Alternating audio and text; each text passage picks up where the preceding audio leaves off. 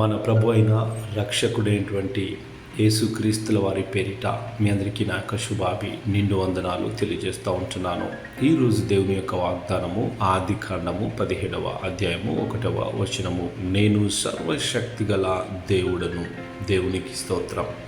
నా ప్రియ సహోదరి సహోదరుడా, అబ్రహాము జీవితంలో గనక మనం చూసుకున్నట్టయితే మన వృద్ధాప్యములో వాళ్ళకి బహుమానంగా ఇస్సాకును దేవుడు అనుగ్రహించి ఉంటున్నాడు. వృద్ధాప్యంలో ఉన్నవారికి సంతానము కలగడం అనేది అసంభవము. కానీ ఆ అసంభవమైనటువంటి కార్యాన్ని దేవుడు మరే జరిగించి ఉంటున్నాడు. మన దేవుడు అసాధ్యాలని సుసాధ్యాలుగా చేసేటువంటి వాడు ఉంటున్నాడు. అందుకే ఆయనకు అన్ని పేర్లలో ఒక గొప్ప పేరు.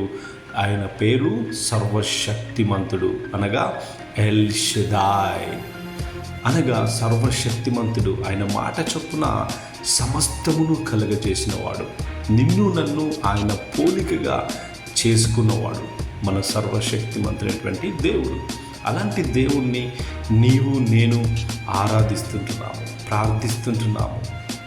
ఆయన పాదాల చెంత చేరి మన విన్నపములను ఆయనకు విన్నవించుకుంటున్నాము. ఆయన తీర్చకుండా నెరవేర్చకుండా ఎలా ఉండగలడు?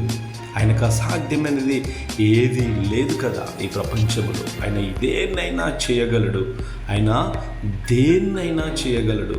నీ జీవితము నా జీవితము ఆయన కన్ను మూసి తెరిసే లోపల ఆయన అద్భుతాలు సృష్టించగల దేవుడై ఉంటున్నాడు. లేనిది ఉన్నట్టు, ఉన్నది లేనట్టు ఆయన చేసే దేవుడై ఉంటున్నాడు. నా ప్రియ సహోదరి సహోదరుడా, నువ్వు కేవలం ఉండాల్సింది నిందారహితుడిగా ఉండుము.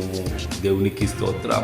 దేవునికి ఇష్టమైన కుమార్తెగా, దేవునికి ఇష్టమైన కుమారుడుగా నువ్వు ఉన్నప్పుడు సర్వశక్తిమంతుడు నీకు తోడుగా ఉంటాడు.